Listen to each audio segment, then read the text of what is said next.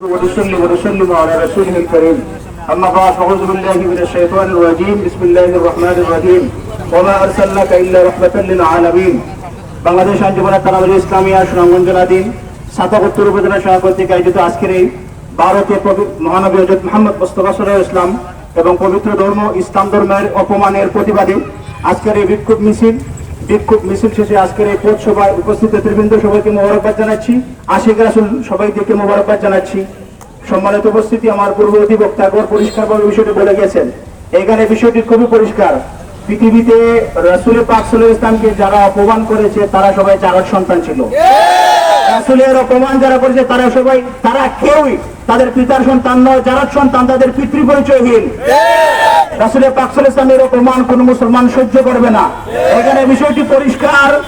এই ধর্মগুরু, হিন্দু ধর্মগুরু নীতিশ এবং যে বিধায়ক, বিজেপির যে বিধায়ক যে বলেছে মসজিদ থেকে মুসলমানদেরকে ধরে ধরে এনে হত্যা করবে, মনে রাখবেন মুসলমানরা হাতে আঘাত করলে সহ্য করতে পারে, পায়ে আঘাত করলে সহ্য করতে পারে, কিন্তু কলিজায় আঘাত করলে সহ্য করবে না।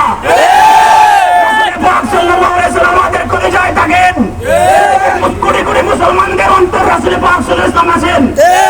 মুসলমানদের যখন রাসূল পাক সাল্লাল্লাহু আলাইহি ওয়াসাল্লামকে নিয়ে আঘাত করা হয়, পৃথিবীর যে কোনো প্রান্তে আঘাত করা হয়, মুসলমান 200 কোটি ফুঁসে উঠবে। সম্মানিত উপস্থিতি, মুসলমানদের কলিজায় যখন আঘাত লাগে তখন পৃথিবীর কোনো মুসলমান ঘরে বসে থাকে না। আপনারা দেখেছেন গাজওয়ে হিন্দ নিকটবর্তী, আপনারা দেখেছেন ভারতের মুসলমানরা কোনো ভয় করে নাই, সেই মোদীকে ভয় করে নাই, সেই কসাইকে ভয় করে নাই, সবাই মুম্বাই চলে গেছে, লক্ষ মানুষ লং মার্চ করেছে। আমরা বাংলাদেশ থেকে বলতে চাই বিগত সরকার না হয় পররাষ্ট্রনীতির নতজানু ছিল, বিগত সরকার না হয় ভারতের দালাল ছিল, বর্তমান সরকার তো ভারতের দালাল নয়। অন্তর্বর্তীকালীন সরকারের পক্ষ থেকে চাপ দেওয়ার মতো, চাপ সৃষ্টি করার মতো এখনো তো কিছু বলা হয় নাই।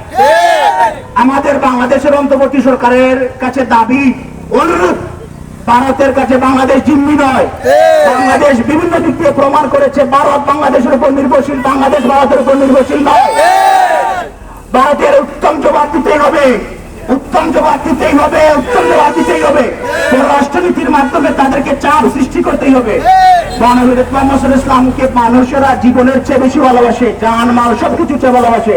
সম্মানিত উপস্থিতি, আমরা এখানে সুখে আসে নাই, আমরা এখানে আনন্দে আসে নাই, আমরা কষ্ট মুখে নিয়ে এসেছি, কলিজায় আঘাত লেগেছে তাই এসেছি।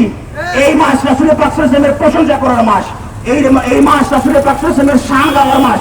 এই মাসে যদি আমাদের নবীর উপর আক্রমণ করা হয়, কথাবার্তা বলা হয়, অপমান করা হয়, মুসলমান সহ্য করার কথা নয়। আপনারা সোশ্যাল মিডিয়ার মাধ্যমে দেখেছেন গোটা পৃথিবীতে মুসলমানরা খুশি উঠেছে। এই আগুন থামবে না যতক্ষণ পর্যন্ত এই বিধায়ক এবং ধর্মগুরুর মাথাকে দ্বিখণ্ডিত না করা হবে, মুসলমানরা থাকবে না। পরিশেষে সবাইকে মোবারকবাদ জানিয়ে এখানে বক্তব্য করতে হচ্ছি। আসসালামু আলাইকুম। সম্মানিত উপস্থিতি।